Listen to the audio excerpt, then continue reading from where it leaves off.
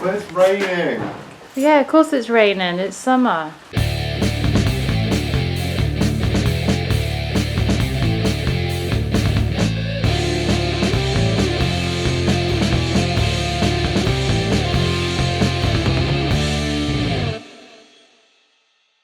Okay, so what are we doing with the motorbike today? We are going to raise the forks up by dropping them down, because that makes sense. Previous owner was a small person, I'm a tall person, so we need to loosen these and push the forks down so it'll be up a bit higher and a bit more comfortable for my lengthy ass frame. And where do the knives go? The knives? Yes. Oh, because the forks, I get You didn't even get that! No, because it wasn't very funny. You're meant to be the funny one. If you're not the funny one, then our channel is doomed. It's not my fault that you don't understand jokes. It's a joke. Show your face. It's a joke, it's a joke. It's alright, it's alright. I've never had a bike harder to get on a centre stand. Even the big ass BMW was easier.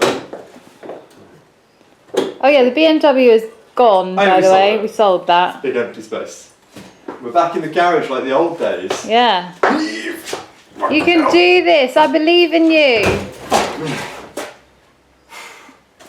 I don't want anyone commenting saying you're meant to pull up, because that doesn't work on this bike. You have to pull backwards.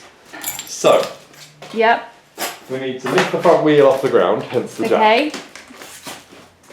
And then we need to undo things. Okay. Right, all this work. It's supposed to. Hey, look at that. That feels wicked unstable. It seems very unsteady. Well, the front wheel's off the ground. That's all that matters. First, we have to disconnect the speedo thing. Okay. So we unscrew this. So you unscrew this. I think this should just pull. Aha! Coolies. That went pretty well. Is that it? Is that all we need to do? Yeah, we're done now. We can go home. Pack it up, boys. Yay! Put that in there so we know where it came from. Loosen the left axle pinch bolt and remove the axle nut. Is there one on each side? No, it's just on that side, okay. How do you work out with everything in the way? I don't, that's why I look like I do. Oh, it's a bit wobbly. Well, yeah. Whoa, God. It's probably fine. I don't think it is fine though, because Is it's the other side wobbling moving? all over the town. Okay, there we go, see? Problem solved. She's steady, it's all good. Oh my God, it looks like a massive dick. What does? Like, the way the chair is, and then you've got your weights, the bar. Yeah. Look, it's like two big balls and then a big dick. Why are the balls above the dick? Because that's what happens with some animals. Rabbits, I believe.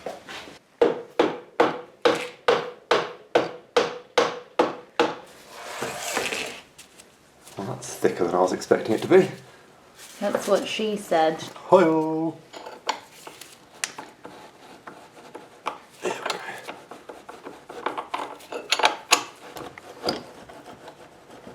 Uh-oh, That shouldn't come out, should it? probably not. It might have broken the speedo, but we'll deal with that later. Oops. There we go. One wheel. Balls. Lol.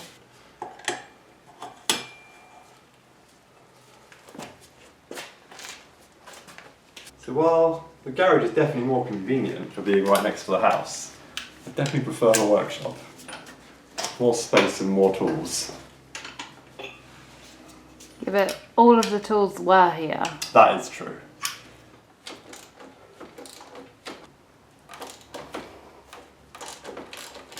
Lowering the fork down so that just the very top cap is showing. Oh, that feels like it's gone back up again. What? Oh, I'm an idiot. What are you doing? I need to do both at the same time, otherwise that one's going to push this one back up again.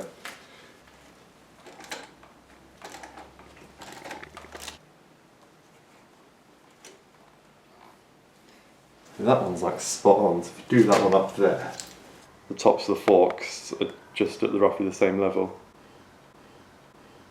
Alright, so now I've got to get this wheel back in.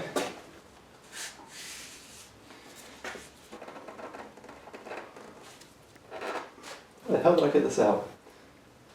I'm assuming it's because the forks are now lower.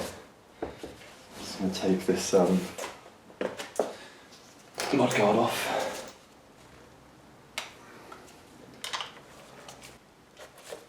You can tell this bike was owned by a mechanic because all the bolts have anti-seize on them.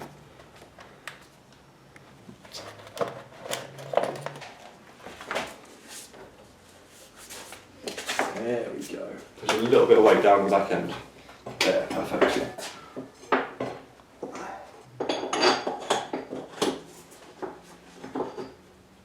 That feels pretty good. So this is the Speedo drive cable that fell out without us realising.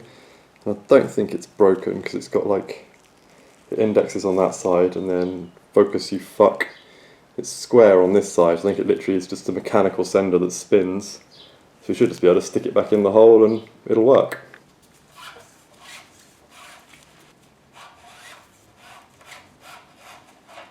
So that should there be locked into the Speedo, I think. And then you have the slit there. Indexes with the tab sticking out there. So hopefully we can get that to line up.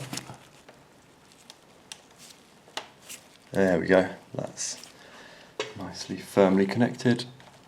And then that screw should just hold it in place. Of course, we won't know until we take it for a spin, but I'm pretty sure Speedo will still work. So now I've got to tighten the axle bolt to 60 Newton meters.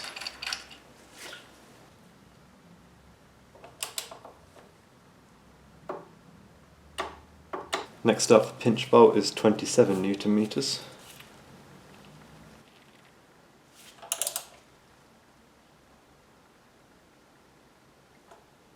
find it really hard to tell when this little torque wrench is giving.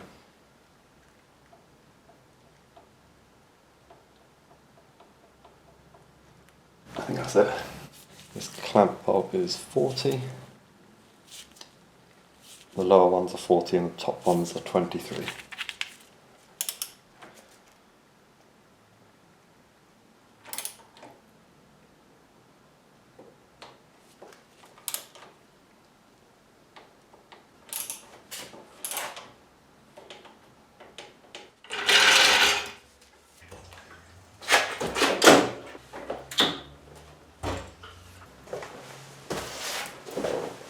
And she's all done.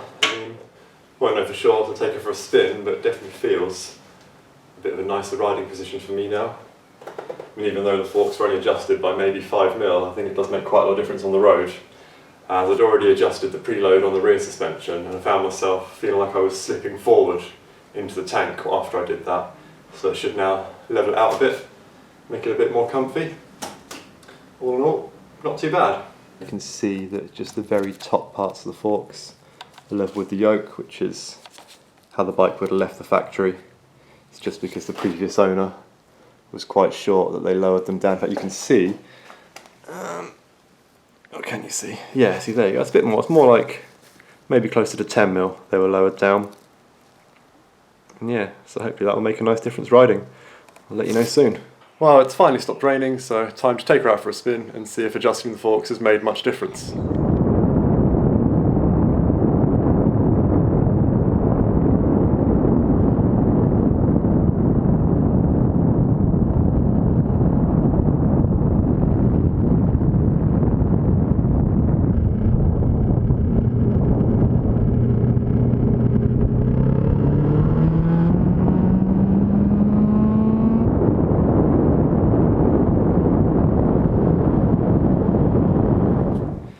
Just got back, everything felt really good, no longer felt like I was being pushed towards the front of the bike.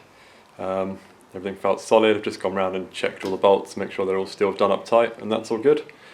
So I'm calling this one a success. And one other thing, you may already know we tend to name all our vehicles, and of course this bike is no different. So meet Cece.